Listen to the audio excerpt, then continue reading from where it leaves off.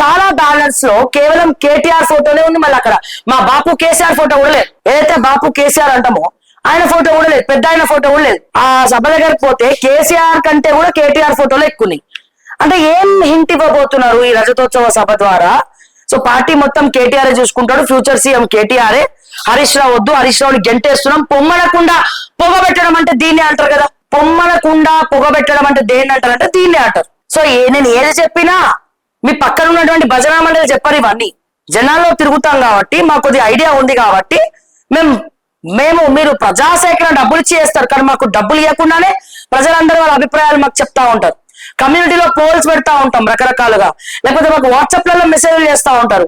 కానీ బీఆర్ఎస్ లో ఉన్నటువంటి కార్యకర్తలన్నా ఏమనుకుంటున్నారో మీకు తెలియాలి కదా. నేను మళ్ళా చెప్తున్నా, మీరందరూ కలిసి ఉంటేనే పార్టీ ముందరికి వెళ్తుంది. విడిపోయి కొట్లాడితే రాసి పెట్టుకోండి, విడిపోయి కొట్లాడితే ఏం జరగదు. అక్కడ హరీష్ రావు ఉంటేనే బీఆర్ఎస్ లా, కేటీఆర్ హరీష్ రావు కలిసి ఉంటేనే మీకు అందం.